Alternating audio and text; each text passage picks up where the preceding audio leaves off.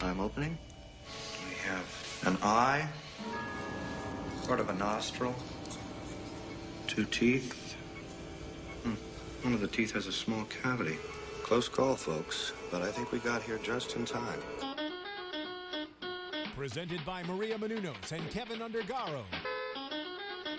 This is Anatomy of a Movie. In-depth discussions and breakdowns of various movie titles. And now that you've seen the movie, let the dissection begin. Okay, and welcome everybody. Thank you for joining us for another Anatomy of a Movie, part of the Popcorn Talk Network. Today we're slicing into Unbroken. I'm John Comerford, joined in the studio by Marisa Serafini. Hello, everyone. Sara Stretton. Hello. And Phil Svitek. Welcome, ladies and gentlemen. All right, so Angelina Jolie, her second directorial effort, at least in the feature category, is Unbroken, a movie that's been wanting to be made for years, and she finally does it. What do we think? Overall impressions, Marisa? I really liked it, and I really just have a greater respect for everyone who endured everything throughout World War II and any wars in general, and like the POW's viewpoint. And I just had a greater appreciation for, you think in this type of movie puts your life into perspective. You think your life is bad, but some people have it far more worse, and what they can endure and overcome. I really applauded that. Wow, nice. So I was, I guess, one of the few people who didn't know Louie's story until all of the press about this movie came out, until I found out it was being made. And I held off reading the book. I wanted to see the film. And I think that it's just one of those things where you see why someone want to make this for so long, because it's incredible what he went through, what he did as a person. Also, like, to me, just hearing about the end point, like how his life shifted and how he went back, right, and kind of how he had PTSD, correct? At some point, and he like overcame it and forgave people and was able to even go back to Japan. All of that's fascinating. So him as a person, I was so inspired by that it really attached me to these. I thought that the film itself looked really good. I thought there was some scenes that were very powerful. It's not one of my favorite movies of the year. It's one of my favorite stories of the year. His story, hearing it, definitely one of the most incredible things I've heard about. But the movie itself, not incredible to me. Good, pretty, lots of nice shots. Yeah. All right. Okay. There Good you job. go. I enjoyed the story very much. I give Angelina Jolie a lot of credit for, not getting in the way of the story. She just told the story. It was a movie that she did, but at no point am I like, oh, that's an Angelina Jolie movie. No, it's just a great movie. And in terms of the way it was done, I thought acting overall, I don't know if this was just him or if it was an acting choice, whatever it may be, but he literally was unbroken. You know what I mean? I just go back to, like, at no point, because I would imagine myself in my own life, and, could I survive this? I would hope so, but at the same time, I know I would be screaming and internally having the biggest struggle of my life. And he had moments like that, but he, for the most part, you didn't calm. see it on the screen for you. He was, and I give it brilliance. All right, well, I guess I'm more on the Sarah side, because I too love the story. I've known the story for many years. First of all, and I also give her a lot of credit, Angelina, for actually making the movie, because many people have tried and have not been able to. And I think the story is so vast, because the story that isn't told of his life is just as fascinating, and you have to really pick and choose what you're going to tell, and she chose to tell only this part of it. And it is fascinating, but it started out great for me. The first act I thought was really great, how they showed his backstory and where he grew up and how he grew up and who he was. And then towards the end, it just got to be a very one-note movie, and I was disappointed by that, because it far underwhelmed me based on how it unfolded for him in real life. So for me, that area missed, but I congratulate her for telling the story. I'm glad she did. I just wish I give her credit. I have another area I liked that Phil reminded me Go ahead. of. I also liked the acting, and I also really liked the supporting acting. I thought the supporting actors in this film were great. Yeah. I thought there was a lot of roles. There was a lot of male roles. Well, it's war. So. Yeah. But from the first crew he's with to the replacement crew to him in the POW camp to him in the second POW camp to, I thought all of the supporting actors, even, I just liked watching them. They all seemed really affected.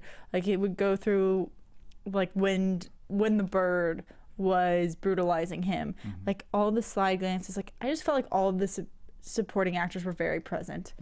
Like even the ones that weren't talking in the background too, never even had a line, and I was recognizing them from scene to scene because they just seemed very invested. And so I think Angelina Jolie did a really good job with that, because I not only was taken in by Louie's story, but I really felt for everyone there. I agree with the supporting actors, because even, you know, Phil, I wanted to see what happened to him when they got separated. And when I was like, everyone who he was with, I mean, Louie endured a lot, but like everyone else that was still with him enduring the same thing. What were their perspectives? Like, how did they handle it? And I just felt that weight on a lot of their shoulders throughout the film, especially like in any of the scenes where they're all standing together, where they're in the barracks, wherever they were. I just felt that they really increased the presence for, and it wasn't just something that was, it's Louie's story and we're focusing on him, but I could tell that everyone else had lives and histories and was being affected. So I liked that. You know what's interesting? Mac was kind of one of my favorite characters, because in some sense, remember they're in the boat and they're talking about Phil's talking about the record of 23 days, right? And by that point, they've exceeded the record. And so I think overall, you know, in the back of their minds, maybe that was what they were going for. Like, you know what, this is what we're ready to endure. Right. If we can endure this, then we've made it. And the problem was that unfortunately that was, you know, a third of what they would ultimately have to endure, and that's not what Mac was ready for. Wow. I also like the moment when he ate all the chocolate. Yes. I mean, dramatically speaking. Yeah. No, I thought it was great that he did that. No, I thought that just how they addressed that one moment in the film, I thought was done really well. One thing that I did that felt really real to me and that I enjoyed was that so often in stories like this that are tragic, you have like these scenes of like build up where everyone's actually cheering and it's loud and it's in your face and you have the big hurrah, or like there's some sort of like let up to ease the tension and you're like, it can be all better for a moment. And in this, the most we ever got was when he does lift the thing and you just get like a couple people with like, it's just glances. It's like barely there. It's nothing he's actually hearing, and everything's still, and then they go back to work. And that just felt very real to me, that there was no like, congratulations, you made it through. There was no, you keep on pushing, you've got it. Like, that particular scene was more about what it was doing to Bird than how it affected everybody else. That was very fascinating. It was a nice turn, because I thought those things were done really well, because there's normally the fanfare. Yeah. There's normally the congratulations. There's normally the wise old sage that pops up and tells you to keep going. We had a little bit of that with like the brother, remembering what the brother had said, but it wasn't anything astronomical. It wasn't some big catalyst. It was just something that he held on to from when he was a kid, and he's self-motivated. See, that's what was missing for me, is that it was there and it was said, you know, if you can take it, you can make it and everything. But for me, what was missing was the underlying the thing underneath, which was, you know, you have to survive this, and what are your choices? You either die or you survive. That's it. But what I wanted was that some internal belief, fortitude, what he was striving for, something underneath that, because it became to me perfunctory. Okay, now I'm in prison. This happens, then this happens, then this happens, and for me, I just was wanting. So is there a worry that eventually people couldn't empathize, and it's like, okay, this is a great story, but I could never go through this because I don't have these traits? No, in terms of an inspirational story and how it should perhaps be told. Well, for me, one is a survival of just being able to endure, but there's another survival of spirit, and there's something that's either something deep, emotional, or spiritual underneath that. One is you just have to survive because your body is able to do it, and let's face it, he had an incredible physical ability.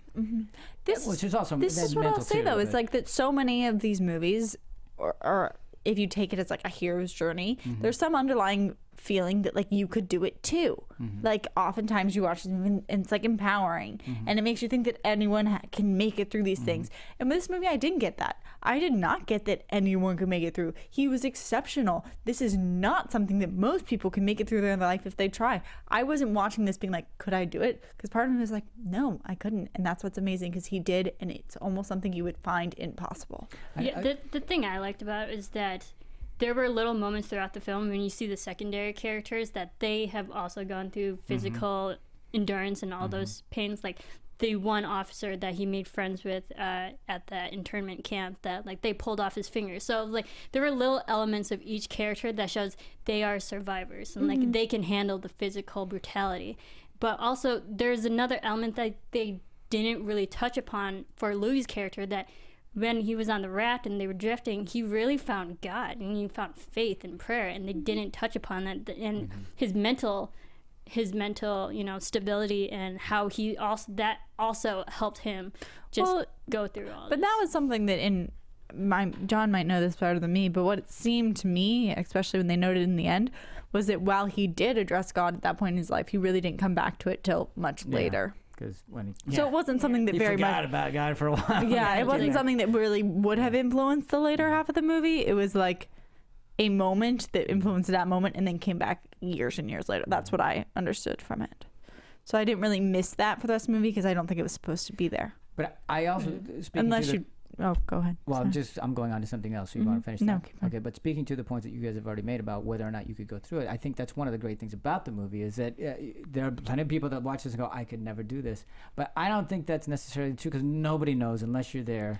You have no idea how strong the will to survive is until you're actually put in that situation. And who knows? And that's part of what I think the movie's great about, is you don't know. And he probably didn't even know what he was willing to endure or could endure.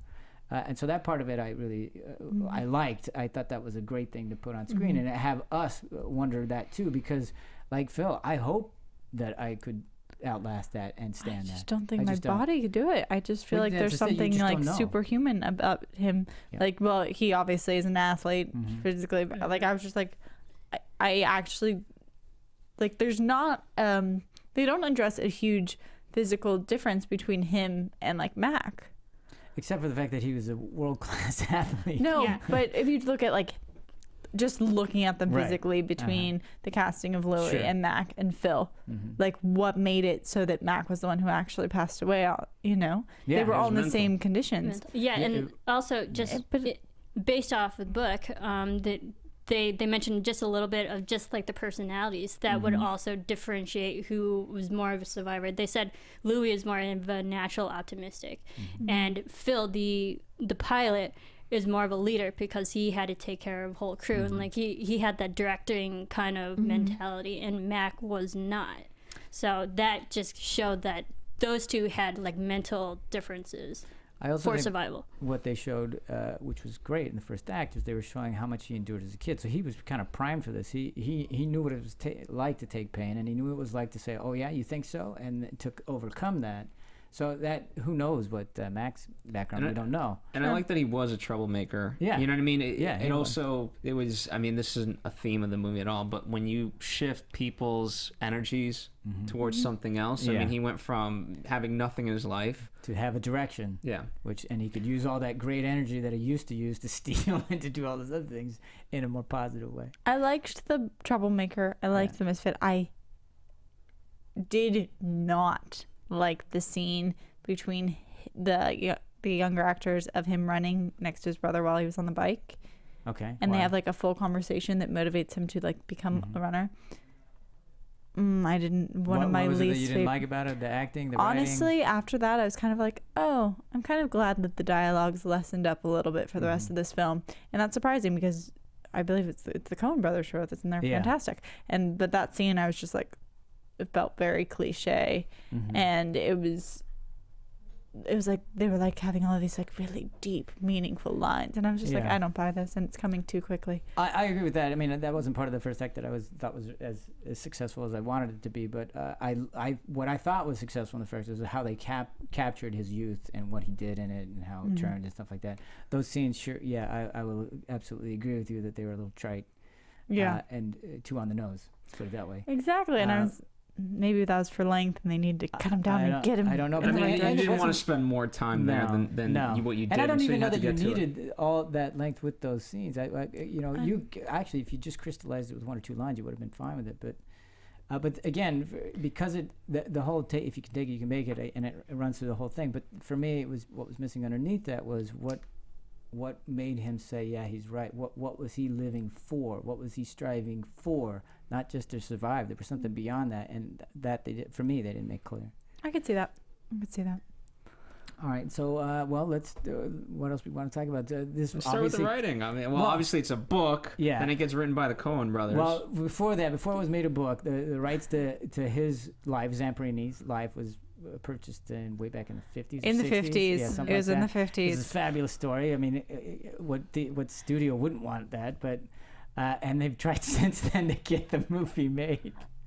Well, which is interesting. I mean, you have to look at that time too. I mean, you're trying to rebuild America, and so like here's a story of an American who, That's right. You know what I mean? It's a like, great American success story. So while it's a great story that it got made, like imagine because the impact of it then, and especially heading into Cold War territory and all that, it's like exactly.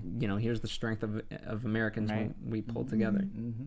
And they weren't able to do it for many different reasons. I mean, I don't know if anybody else has done the homework on that, but it's a litany of things that went wrong at different studios for whatever reasons. And all right, so Laura Hillenbrand finally writes the book, and then it's like, hey, we're back in business, because she's famously written for Seabiscuit, which was turned into a great movie. And then, of course, the book becomes a bestseller. Of course. And when you get that audience already built in, it's not a hard sell, because you're like, hey, look, the book, people read about this, so that means they're all going to see it. And Angelina, when they approached her, what else you want to direct? She of course, this story came across her desk, and she said, I want to do this. And she said to Brad, yeah, let's do it. And Brad goes, no, that's been around forever. Don't do that. Mm-hmm. But somehow and she made fought that work. for it. That's and right. So.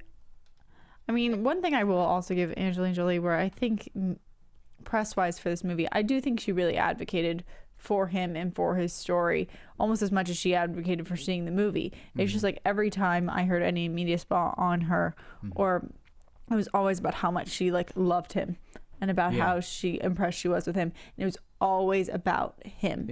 She and just wanting people to know about his life and what he did and how much she had grown to care for. Very interesting. I because this is kind of in the same time, like with Oprah and Selma, it kind of reminds me of that, where obviously Oprah's a big push for that movie, which is great, kind of get eyes for that. And so Angelina's doing her part for this movie, but at no point again do I feel like, okay, she has an agenda other than to tell this story. Yeah, and I really liked how Angelina, she wanted to do this story so much, and she really wanted to just meet Louie in person.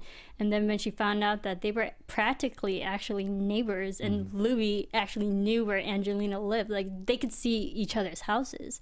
And so just the fortuitous moment that like they coincidentally live in the same area for so long and they didn't even know it.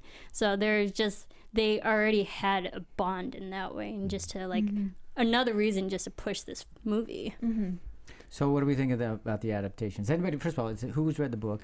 Anybody has read the book?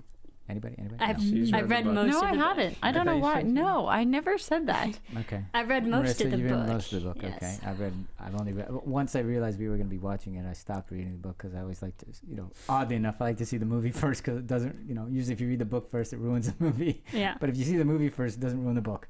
Fair enough. That's true. That is true. Do we like the screen after the actual script of this? Since you don't have anything to compare it to, what did you think of the writing? Besides those scenes you've already mentioned. That's the thing, is that I felt like the scenes they portrayed and like what he went through, it was interesting to see. And like dialogue wise, that's not what was carrying me through this film. And like I felt like one of the most dialogue heavy scenes was one of the earlier ones with the kids or with the family. That's when you were getting it. And I didn't like the brother scene. I liked that they kept his family speaking in their native tongue, Italian. I thought that was a good choice. I felt like their family dynamic felt very real. Here's where you have to, but mostly when we talk about adaptations, we're talking about whether The Hobbit or The Hunger Games. For the most part, yes, there is a book, but you're not necessarily adapting the book. You're adapting his life to be the movie, and then just so happens the book to is be resource material, but you don't have to stick to the book because again, it's not like then again, Yeah. it's we're not comparing the Hobbit. Oh, what was the Yeah. Hobbit like? You know, now Yeah. it's broken up into 3 movies. Then we're not doing that. Yeah. So it's very different in that respect. And what I liked was it said a true. You know, it usually says based on a true story. I liked a true story. Just the 3 words. It made it so much more powerful because it solidified it rather than based on a true story. What I liked from the book compared to the movie is that the book, when you read it, it's all in chronological order. It takes a long time to it's like 160 pages into the actual book before the movie even starts. And then the movie has the flashbacks back to his kid life when he was younger. But the book literally builds up his whole running career, his whole Olympic career, and then into the war. So It's a reading it, marathon. as a reader, you can. The audience has already built up what kind of character he is, his mentality, everything he's gone through just from his past experience to know that he's in shape and he's in that mental state that he can survive everything that he has to do through the war. How do you feel the flashbacks then worked for this movie, against it or for it? I mean, for the film, you can see the flashbacks that like it enhanced. Like, yes, he had a rough life in certain ways. Like, he's endured like bullies and people always against him. They built that up pretty well. In the book, I think the book just explains like the reasons why he was that way, the reasons why he would go against people who are always against him, and like just building like, because he comes from an Italian family that was in Torrance, California, back in the time where like Italians weren't wanted at all. So it established the fact that he was already an unwanted person, bullied by everyone in his community, and like reasons to go against that and like, no, I belong here and stuff like that. Not to be weird. Okay, here I don't comes. know. Well, no, because they made such a point about like his love of women early on, for lack of a better term, and that never really played into anything. There was a glance when he went into the radio in Tokyo. There was a glance. That was the reference. Got it. Yeah. I missed that. But okay, so specifically about the script, for me, I thought they told it well. The way they rolled it out was fine. The flashbacks works fine for me. The only thing I just don't think they reached deep enough about his inner fortitude, whatever that inner thing was that was propelling him. I think that for me that was the only thing that was missed. And it was. Had you gotten so far in the book to read what it was? No. But just in terms of script writing, is what's the you tie it back to the flashback scenes. Yeah, absolutely. You know what I mean? Anytime he has to fight internally. For instance, the movie, I don't know if anybody's seen it, No Limits, Steve Prefontaine, and he's a runner as well, so that's why I was bringing the reference. There's a whole reason that they give. Now, I don't know if it's true or not. I don't know the real story of Steve Prefontaine, although he's a real character, real person, I should say, and a real runner. There's a whole reason that they postulate about why he had the inner strength to do what he did. And that to me was not missing. I know they tried to do that with the brother, and if you can take it, you can make it and everything, but I don't think it reached deep enough emotionally for me to hang out with the drive. I really wanted that thing, and because that's what was laying out as the movie was progressing. There's why something was he able to underneath do that. this? Here's the why. This may not have been, again, not necessarily part of his life, but I think, and again, the fact that, I don't know, they're trying to keep it as true as possible, but the fact that he got the record in the Olympics for the last lap, and that's great and all, but you came in 8th. Yeah, I know, exactly. So for me, if there could have been a motivation, it's like, okay, I got to get back to this. Right, that's what I mean. I may have that, but again, for me, as just an audience member, you're going, what? You're number 8. Exactly. You didn't win, Jack. But that's one of the reasons why I brought up the No Limits. And I'll say this last thing about No Limits. But Hitler off in the No Limits thing, it's also Olympic. He's in the Olympics, and he has the great last lap. In fact, he has 2 sprints in that race, which it's unheard of in the Olympic events to have 2 sprints in a race because he gets knocked down or whatever. And he has this great last lap, but finishes 4th. So he goes out of the medal contention. So it's very similar in that sense, but because that, and then they use that as a drive for him to get back. Yeah. So, which would have been much interesting to know. How did he feel about coming in 8th, even though he ran this amazing lap? But it was also like they prefaced that whole scene with him saying like, "Oh, I'm just trying it out this Olympics." Yeah.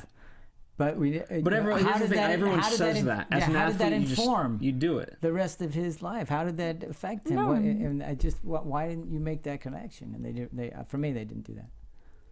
So. I feel in the book that it really just built his mentality and just how strong he is, even though literally he was knocked down, but he got back up and to just keep pushing on. Yeah. I think that just really just built his character. But Just and for again, that, I agree despite with the that. fact he lost. But I still want to know. I wanted them to investigate what was it that made him get back up. Wait, What so was like that the way that I'm hearing you is like, if you're talking about this movie as hitting points on the who, the what, the where, the when, the why, Yeah. it's like we know who he is. He has a great story. We know who he is. I thought that they visually represented where we are wonderfully. Looked great. It does. Congratulations. We to the know how cinematography this people. happened. It is precise. You're not really getting lost from place to place, from time to time. All that's done. What we're missing is the why. Or besides the fact that it's survival or the Yeah. And you know, and not or to that harp, it's just war. But not to harp on some it, but bigger why. you know, when you look, you know, the idea of just trying it out, you know, I don't know, maybe it's because I'm a sports guy, but I've heard that before. And you look at it, and so as he's doing this, he might have been a little bit cocky and thought he could have done a lot better. But it's one of those things like, oh my God, I have so much more to go before I achieve greatness for myself. And so while you didn't get that there, obviously now you're in a different situation and you have no choice. It's either death or survival. And so now you better get it right. Yeah. And not be arrogant. And see, and even that is that I find that a fascinating thing, because we're all wondering that what would we do? But if you're stuck between death and survival, pretty much the decision's made. You pretty much are going to choose the survival because that instinct will kick in. That's why it's much more fascinating to be layered and have something beyond just that, because that's an easy decision. It's a much harder decision when it's something deeper than that.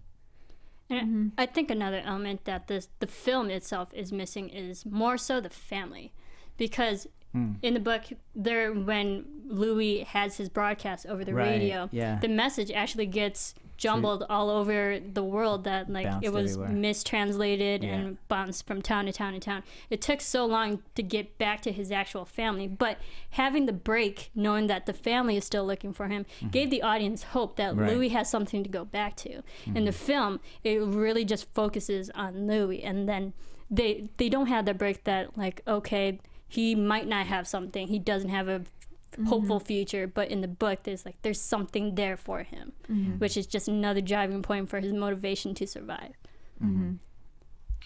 Very interesting. Well, I think you know, I think that's actually a good point, because I mean, film-wise, you could have had the two kind of narrowing in on each other, because you had the whole notion of the mom's cooking and the which I really liked. Again, I give him so much credit. He's like pop, pop, pop, pop, pop, and she's making the flour and all this stuff, and so you could have now cut to her doing these things, and like whatever, this would have been slightly cliche, but crying, absolutely, exactly. Yeah, you would exactly. feel his absence. Yeah, Louie had his family as an anchor. That's something that always kept him happy and kept him going. It's like there was something about in there the for book. him. Yes. Yes, for the book. It wasn't like, really because evident in the film. at the same time when Louie's going back to the camp, the family is now finding out about the message, and now they're trying to do something, and then he has another broadcast back to his family. It's like, yes, I'm still alive, I'm in good conditions for as well as they're treating me. So there's always the constant string back to the family. Since we're talking story, at the end of it, were you? What was your feeling? What were you left with at the end of it? What did they create for you? I mean, for me, the end was just more curiosity. Like, I really do enjoy when a true story or based on true story is made, and they do give you the sentences of afterwards. I really enjoy that part. Epilogues. I think it's great. And this one in particular, at the ending of this film, I really wanted to know more. I felt like you could actually make a trilogy of his life. He is so like he has just huge transitions, like as a person, and has been through so much. So at the end, it was just leaving with more curiosity, and admiration for him as a person. I didn't really go out of this being like, oh, that was a great film. I said before, I was like, wow, this man has an incredible story.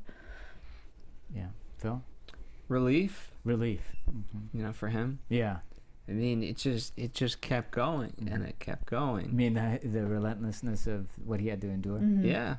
You know, it really did. You know, for a while I was like, oh my, are we watching Life of Pi all over again? And then, but then as he says to Phil, you know, I got good news and bad news. All right, now we're there, and then you know, and then you think he's gotten out of it, and then we're down another place. So it's like, you know, and each little segment is so tiring that by the time you get to the next one, you're like, there's more. It's it's fulfilling in that way, but it's just there was a lot of people crying throughout the whole movie. I would like to know what everyone's impression of Jack O'Connell is. Okay, go ahead. I want to know everyone's impression of Jack O'Connell. I haven't seen Jack O'Connell in anything to my recollection, but I really liked 300? I really liked his Come on. performance pretty much, and then the fact that like he looked physically as an actor, he looked the part, and then he lost so much weight so to show the transformation. And he, as an actor, really endured a lot of things physically because he refused to have a body double. So during the pivotal scene where he's lifting the beam, that was him doing it, and he passed out twice just filming it. Like, he mentally put himself through that to just really translate because every time he was filming and he thinking it was bad, Louie had it worse. So it really helped him as an actor just really portray how real everything was. Yeah, I thought, Phil, do you have an impression of Mr. Jack?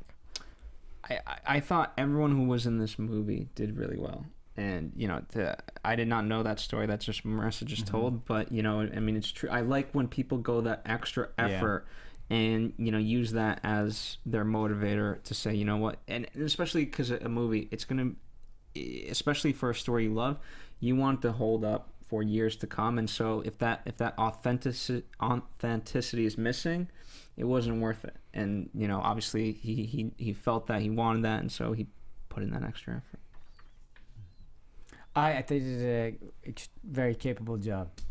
Very capable. Well, for me, it's not his performance. It goes back to what they gave him to play, and I think they didn't give him enough to play. I think if they gave him something, I think he would have played it well, because what they gave him, he did a great job. Yeah. I actually liked him. I brought up because this is the second kind of career-making film he's had this year. He also did Startup, which got wonderful reviews, especially for his acting. So I was really excited to see him in this, and I think that he did do a really good job. And then there was one point, there was a line where the bird addressed like his eyes and the strength in his eyes. And I've heard lines like that in movies before, where they're like, I can see it in you that you're strong. And you're like, yeah, sure. But like, I don't really see that in real life. Yeah, like I'm not seeing it, so you're telling me. In this one, I really did see it. And I was like, okay, you're addressing a thought I already have. Versus like, you're trying to impose this on me so I believe that this person's strong. Like, it was something I already felt. I think his performance was, as I mentioned, is good. But and going back to the point I made earlier, if you've ever seen The Railway Man with Nicole Kidman, and Colin Firth, thank you. Because it's a similar story. He gets into a prison camp and he gets tortured and the whole thing, and he learns to forgive, and that's a much more successful film, if you ask me, in terms of the forgiveness aspect, in terms of what he had to endure and how he had to endure it. And they gave him so much more to play, and it was just, if you'd given our guy the same amount, it would have been much more successful. If you haven't seen Railway Man, it's worth it for that. There you go. That's another recommendation. So. Very interesting. Yeah. So there's that. I thought everybody else overall was great. I thought Bird was a terrific job. He was interesting. I thought that he was like a very interesting character and acting choice. I thought that he wasn't what I expected. Yeah, what were you expecting? Because his intro, he's you don't see his face for a long time. You see everyone get ready. You have this looming presence coming in, and I was just expecting this very like hard as nails guy to come out, and so he was so different of a villain, or if I'm gonna call him a villain. And I don't know if I can quite articulate what it was, because from the look of him, from his type, I thought that he could almost have like a nice side. Yeah, I agree. Where he could have been sweet, just from the look of him. For me, it worked, because then I wasn't sure what to expect from this guy. And then it was kind of creepy. It was very creepy. And then you really didn't know, and then they labeled him as being able to fly off the handle or be neurotic or whatever it was.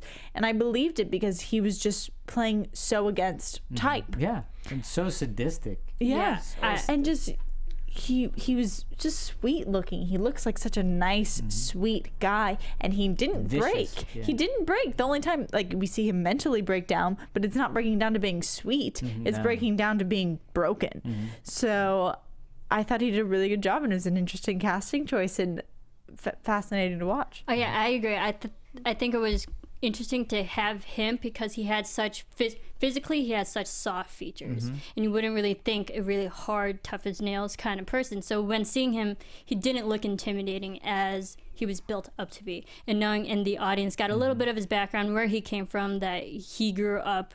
And he was also, beaten by his father and whatnot. So, like, he had something, for him, he has something to prove that he is tough and whatnot. But physically, and I don't, want to bash the actor and whatnot, he's great. But it's like, just physically, I didn't believe that he was a tough character. But the way he was acting and the mental, you can see his mental sadistic behavior. Well, one of the reasons which why made him cold. Because I agree with you on the softness, because he did have soft features and stuff. But I think that for me, that was motivation for him to overcome. Because I look this way, I'm going to have to be even more sadistic, because otherwise people are going to take advantage of that. That's where I went with it, and that's why it was successful for me. It was successful to me because it was surprising and it was more scary than like what you. Because if you have this big, buff, total like military haircut guy or something, you know it's gonna happen. Yeah, exactly. But here it comes. he had a grace to him that you thought that maybe he actually wasn't going to be that brutal, Oh, and then or he wasn't going to be able to. We could be we're friends. We're all that kind of. The don't look at me, all that Exactly. stuff. It was scary. I liked it. I thought it was done very well. Okay, so we like the casting. We did. I guess so. On behalf of Dimitri, I guess I'll go into the score. Okay, please. do. Alexander Duplat. Yes. I mean, how many times have we talked about this guy in Oh my 2014? God, yeah. He's amazing. I mean, before we started Anatomy, I maybe he's been around longer, but like it was always Hans Zimmer and Clint Mansell and Howard Newton. What's his? I was gonna. He did Hunger Games. James Howard Newton. Thank you. There you go. Before Hopefully that you was didn't James mess that up. Horner. JT is known for messing up names, so So if he messed it up, we blame it on him. yes. Score for this. Yeah, I everything served the purpose of this movie, and I thought the score did really well. For that. I enjoyed it, and there wasn't necessarily a theme through it. There wasn't repetition because each thing was its own separate quote unquote chapter, and so the music had to fit the place in life that he was. You seem to have a different idea. I thought Sarah, the score to the film was great. I thought when they brought in the credits song, which I think is actually the one done by Coldplay, and I love Coldplay. I did not think that song fit at all. Don't even remember. No. It plays in the credits, and to me, it like JT, look up Miracles. But like for the whole film, like it is these big soaring like symphonic sounds, like very dramatic, some of it's very foreboding, and then you get to the end and it's like more upbeat. There's lyrics. Well, he's alive. He's home. He's hugged his family. But it didn't. I don't think it even started when he hugged his family. I literally think when the credits started to roll, and I was literally like, it was like one of those things that just popped out at me, and I was like, oh, What's I'm going done. on? Everybody leave. It's That like would be a perfect time to pop it in, JT. It's like everybody exit the theater. I think one of the most memorable moments just for the music itself was the pivotal scene when he's lifting the beam, and then there's that moment where he actually physically lifts it, and then like there's the upheaval of the actual composing, and like that's when I really like recognized that. It's like yes, it's very uplifting physically and emotionally. Does this make you think of Unbroken? It doesn't make me think of Unbroken or Louie Zamperini. It doesn't. Or the time, it doesn't. All. Maybe, I guess that's I'm what not she was saying it's a going bad for. song. I was debating using this song as our outro, and I was like, nah. I could literally tell you this is a love song. Well, she's Like in we're love gonna with be Louie. in love and like She's in love with Louie. So she loved it. But also like this particular number from Coldplay, it doesn't really ring 40s either, because I felt like the music really was a testament back to that time, back to the World War II, very like a lot of violin and string music to it than orchestra. And this is completely opposite of that. It appeals to the audience nowadays. Like if you play it in a movie, yeah, like people might like this song. But a different movie. But yes, I don't think anyone said they liked this song in this movie. it doesn't fit with this genre. No. So that was my comment on the score, which is kind of sad because it came in late and it's the very end of the film. And it was the last thing I heard, and it didn't leave me with the best memory because I was like, this doesn't fit. But in general, the score under the film, good job. I don't remember the score at all. But I'm glad it was. I mean, it was good. It was good. Did you hear our intro to this? No. It's not fully memorable. I don't think like the soundtrack's gonna be popular. But like, it was powerful. I don't know why I can't. I mean, you guys talk about this, and I'm there. I'm watching the thing, and even I go, oh yeah, I have to pay attention. I can't remember. As soon as I'm out of this thing, I don't remember anything. As people age, their hearing goes away. Let's just sum it up to that. I wish that were the case, but this is always the case with me. I wouldn't remember anything. So the music just never stays with me. I like the moments. For me, the fun was when they were dealing with the sharks or they were fishing. Yeah. Because they turn it on. They're either getting hunted by the sharks or they're hunting the sharks, and so I thought the score there was pretty fun. Yeah, shark liver. Because it was like cat and mouse, but like the mouse. It looked appetizing. It looked appetizing. But I love the seagull, not so much. I did like that little bit of humor, like hey, let's try it, and then just Which actually happened. Yeah. Too. And then they realized that like they just need the birds as bait for actual fish. Yeah. That's better. No, it was. So it was okay, Mizuko, we talked a little bit bit about her directing, but let's talk a little bit more about that. I think she assembled a really good team. Smart for her bring on Deacon so that he could do the cinematography and got an Oscar nod. And sound mixing also got an Oscar nod. Shot gorgeously. There were some things that just looked really beautiful. My favorite shots, especially where there were certain ones, the night shots, especially when they used blue. They used it for multiple times and not just in one time period. They used it when he was young. They used it when they were on the raft. They used it, I think, also while he was in a POW camp. But when it was very dark, you could still see everything so clearly. Or like when we were on the raft in the ocean and it was dark and it was still. To me, it looked like night. It looked like when your eyes acclimate and you can see things in the night.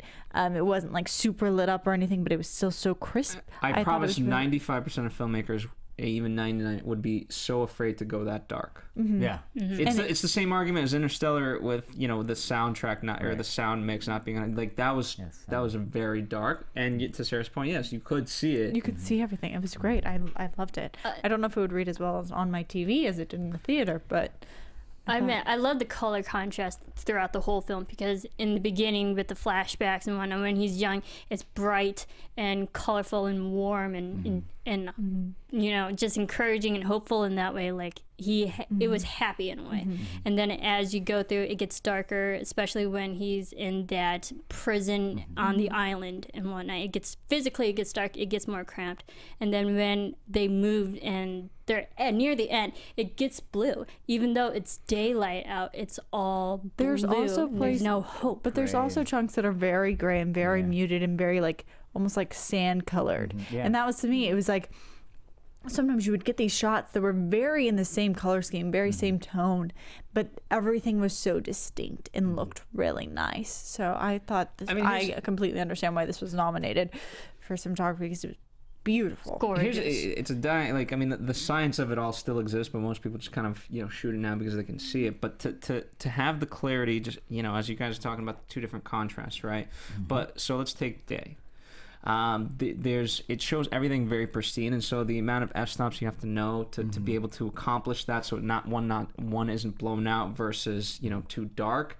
That's a lot of f-stop range. Now for the night stuff, it didn't look grainy, right? If you're shooting that dark, you would imagine it to be grainy. This you're still pumping in a lot of light, but if you're going to do that, you're trying to make everything very even. So like, okay, there's a spot right there we got to get rid of. Like it's very. I can imagine this must have sucked light-wise. Took a lot to get. And it looked good, and I feel like the transitions between each of these color sequences went over really well, especially with the use of flashbacks that were so bright. I thought he did a wonderful job. Yay. And smart again to hire him because, give me some guy that can do this. And she picked the right guy. She kind of hired a team. Well, that's true. Yeah, I mean, because Deakins is also known for doing Shawshank, for No Country for Old Men. He did Skyfall, but other people on the project also worked on Country for Old Men. So like these are people who've worked together, and that's why they can take on such challenges, and because they do have a vibe, I guess. I mean, I think I don't know if anyone's explicitly stated this, but when you do a movie like this, it's like, I always like it when the idea of what you're going for is very clear. Right, so with Breaking Bad, the TV show, it was we're taking Mr. Chips to become Scarface. So in this, like, okay, this man pushed himself to the limits. We as filmmakers, let's push ourselves to the limit of making this film. As evidenced by the lead actor, who yeah fainted twice or whatever it is. Yeah, method acting. Yeah, exactly. Also, a side note about that scene, the gentleman who played Bird. He threw up during that scene because he was so emotionally kind Sissy of Mary. distraught. No, but he had like kind of a hard time because he wanted to keep himself away, Right. Because he didn't want to develop an emotional connection since he was going to have to be so brutal to this other actor. Yeah. So he really distanced himself. But during the filming of that film, that scene, he did actually physically make himself throw up because he was so attached. Yeah. And also Angelina, the director, she kind of had a hard time because she comes from more of a compassionate side to the actors and their performances. There were so many times she wanted to stop but the director and her couldn't, just to get the raw, genuine performance also. Yeah. Oh, yeah. I also just, from a directorial standpoint, I think it was smart for her to stop the film or stop the story when she did, because as I mentioned, there's so much you could tell. But by trying to tell it all, that's one of the reasons why other people had it's too hard to condense. Yeah, exactly. So for her to stop then was a smart choice and only tell this part of it, which is great. And that took restraint because there's so much of the story that is still just as interesting and fascinating, and it's admirable and and good for her to do that as well. All right, let's move on to something else. What haven't we spoken about yet? Talked a little about talked acting. Cinematography. We can talk about the most painful scenes to watch. All right, that's great. Let's do that. I like that idea. Sarah, please, you jump in. Every single one of them. Okay, but here's my big beef for the movie. They're on the what are they? They're on the ocean for 47 days, 47. weeks. Okay, I thought he looked way too good for 47 days. They were eating fish. I don't care. Protein. They developed a nice golden glow. He looked like he had exactly a golden glow. From the raft. And the other thing that bothered me is he's getting his face beat by how many people? Over 200 guys? And he's got a little scratch. It's like, what? I was surprised that that was one of the... I expected them to zoom in more on that shot. Because at the end, they have him, and you can tell his face is actually very, very bloody, and he's drooped between two guys. Yeah. And I expected a push in and to get a little bit more, and maybe it was just too graphic, or maybe... I don't know. Well, it wasn't graphic enough because they kept showing everybody hit him, so that part was fine. But I just felt, it was like... First of all, I don't think he would come off the 47 days looking that good. And I'm not saying he looked good, because he didn't look good, but I'm just going, what? Why? It just... It took me out of the movie. It was like, please, who's doing the research? Because that can't be how somebody looks after 47 days on the ocean. And after 200 guys are beating you in the face. But here's the thing. I think they also... I don't know if this was the case, but... It's almost like she liked, he's so good. Like, we don't want to mess him up No, too that's much. the... I mean, trust me. When I said, like, half my theater was crying 25 minutes into this movie. So the last thing you needed was to see him... be Jesus-like, ready to take the crucifix just after 47 days. We've got a lot more to go to still make people cry. Right. So that's why I think it was... for me, but then if you are going to build up... It took me out of the movie because everything is so... They're trying to go for this realism. It's also a true story, and I go, yeah, that doesn't really ring true to me. I was okay with... I was okay with the end of the... oceanic part being as well, because I was expecting it later, which is why I expected the beating scene to be more graphic, because I thought that was, I want to say that was about halfway through. I expected us that really to be the chorus we got to see, especially because it was such a pivotal moment where that's not even really being inflicted by an enemy, it's being inflicted by his actual people. So I expected that to be just like jaw-dropping, graphic, horrible. Jaw-breaking. I thought that affected me most of all was just the individual beating, because only not just the actual idea of it, but the sound effects that was added to it. Yes, granted, the whole shot was far away. You can see the whole line of everyone that's gonna punch him. That visually added that, like, he has a long way to go. But it was the sound effects. Just, it's something as simple as a punch, but knowing that happened, like, how many times really added to me. Well, yeah, just when they like, cut to that wow. wide and showed everybody. Unlike Phil's audience, my audience was not as affected. Well, me, myself, and I were in the audience, and I was good. I didn't cry. Just so you know, I was just telling them. Didn't cry throughout the whole thing, or just that moment? No, I didn't cry throughout the whole movie.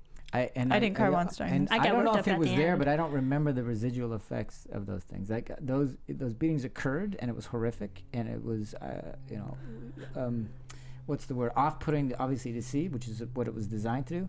But I didn't feel the residual effect of those. So they didn't seem to track after those moments. I think I can kind of see what you're saying. What did track for me, though, is I thought that the re-entrance of Bird in second camp. When it came, that part. I thought that tracked really well, Yeah, and I that think was that great. that only tracked so well because of the buildup of all the scenes before. So for me, you're right. I didn't need to feel him suffer and suffer and suffer because it was so represented when he came back. When you got that like slight faint. Oh yeah, that part was nice. It's bad. That was nice. I think a good moment that's not like to make more positive that really stuck with me emotionally was when at the end of the film when they realized the war is over and literally all the men are in the water. I just saw like it was a baptism and a renewal of a new life. That was And nice. it's just the physical and metaphorical aspect of it great. that like the end is here, we can build a new life, and it's a whole refreshing, you know, you wash yourselves of your past. Ooh, I thought of another one. I agree with hers, but also, do you remember when they were kneeling down in their first stop, and it's him and Phil, and they're at this point alone. They're in very green jungle, and they're asked to kneel, and you think that they're going to be executed, and then they get doused with water. But his breakdown there, I thought was very good, and I thought that they built that scene up well as well. I don't know. Those are some of my favorite moments, Phil. Yeah. There you go.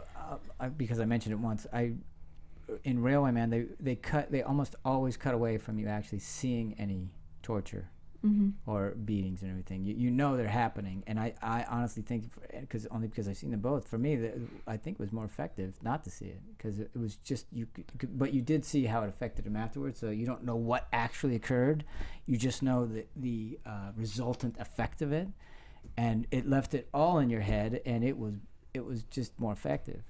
I don't know. I mean, maybe it won't be 9 for other times people. out of 10 it is. Yeah, and I just thought that was just a different choice. They chose to really,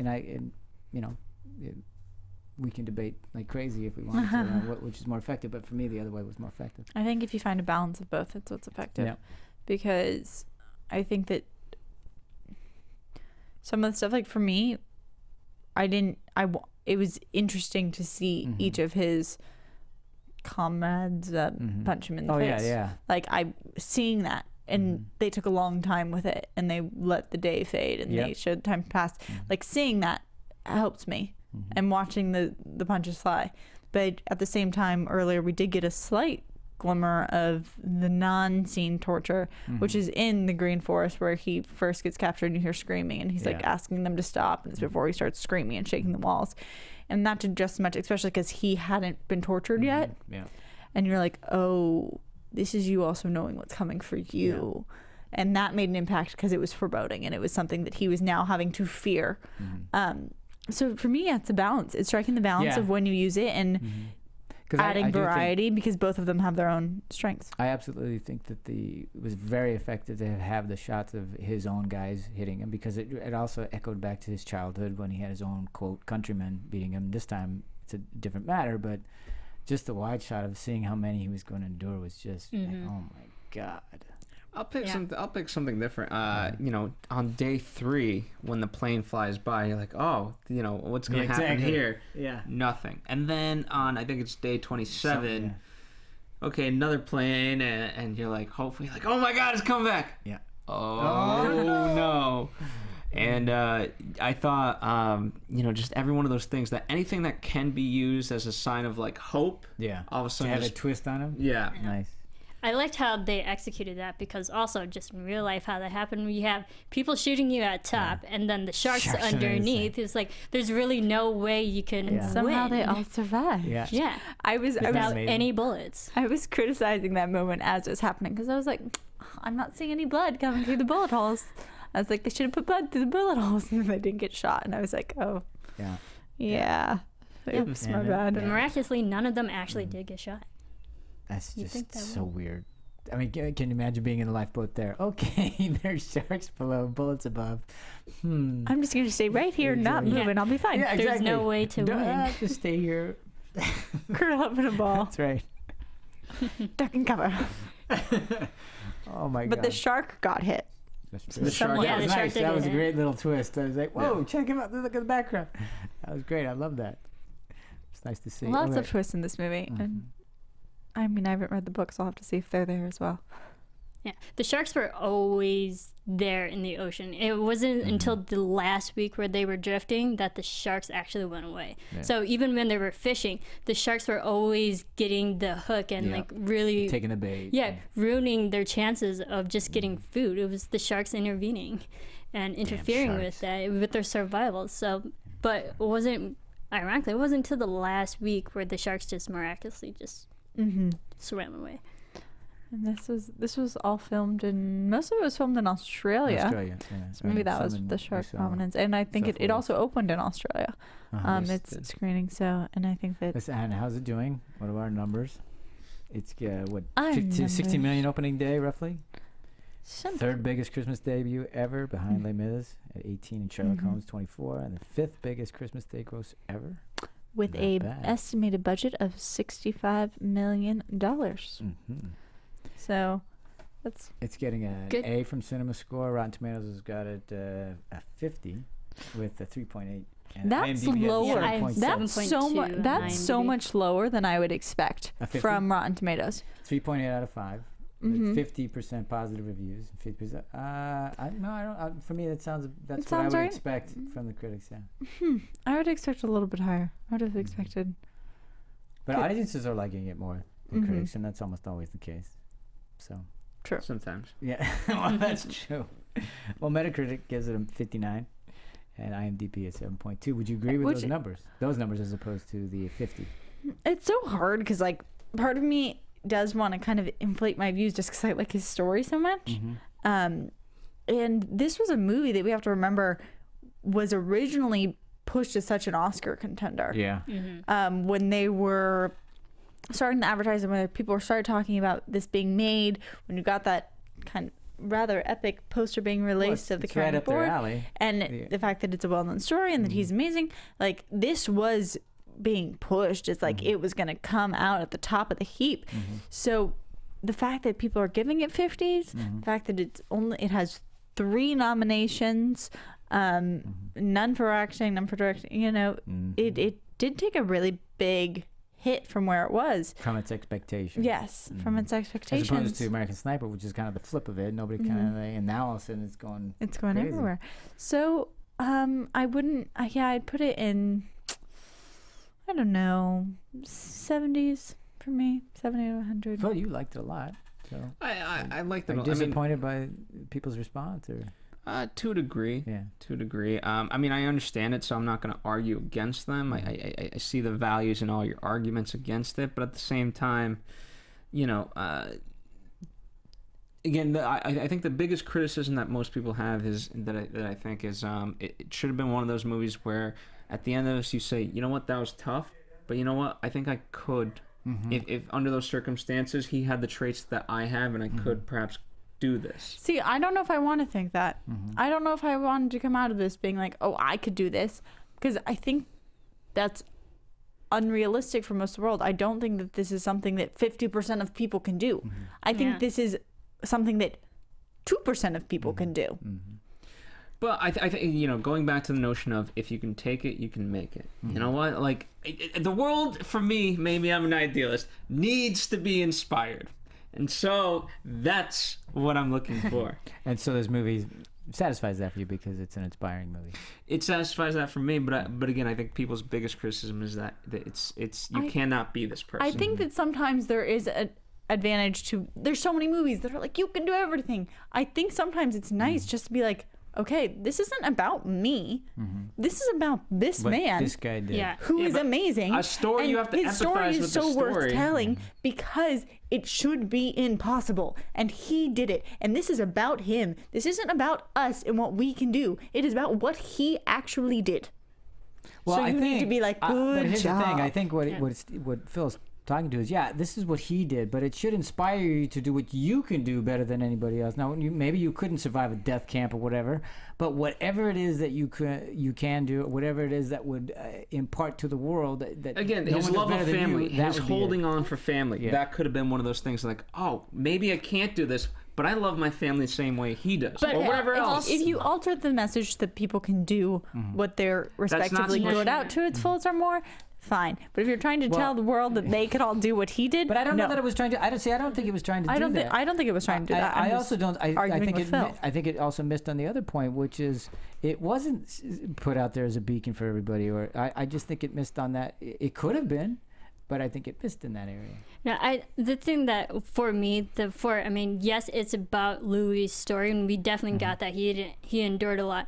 But I think the film missed like the worldly aspect of everything, the whole bigger picture, because this is World War II. So many people were involved, and so many people were in the same place that he was, and.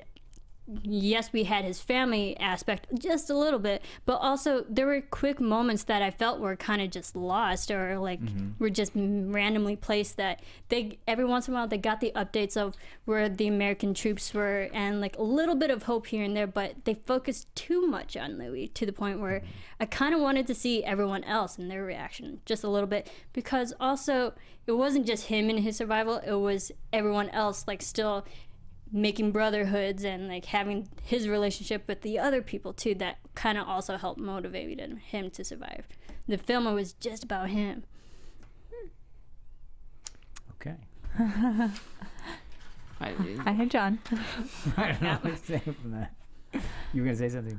I mean, you know what? To Marissa's point, if I'm gonna expand this, we know someone. I'm not gonna mention his name, but who was taking someone very ill, and he said, this person has a lot of strength, and I had to talk with him. I said, listen, this person may have a lot of strength, but guess what? You're the caretaker, and you're in this person's life. So guess what? The fact that you're doing that, and you're doing it so well, that's your strength. And so one cannot work without the other. And so again, to Marissa's point, yes, it's his story, but it's also the family story, and the two should be. There should be symbiosis. Oh. So there you go. Check that word off. We got that in there. Nice. We used symbiosis today. Yeah. Good job, Phil. Okay, next word, synchronicity. Somebody use it in a sentence, please. Marissa. So the I nominate Marissa. Anyway, that's any other subjects we haven't covered that we want to get and here's to? the thing. I think Oscar-wise, it's got one nomination thing. Yeah. So I think ultimately, for me, it's a good movie. I'm glad I saw it. I enjoyed it. But there are better movies out there of the ones that year. have been nominated. I would say I wouldn't knock any of those out to put this one in. Yeah. Would anybody else? No. And Unbroken, it came out late in the year, Christmas time. So only if the audience only had like so much time to see it before nominations for Oscars for Golden Globes came out.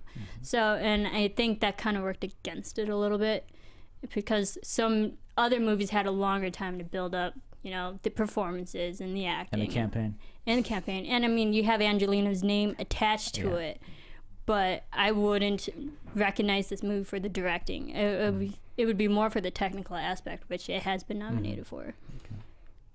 So is she going to show up to the Oscars, or is she going to get chickenpox? No, that's a good question. I'm not exactly sure. We will find out, and we'll see how it does. All right. Last thoughts. Anything?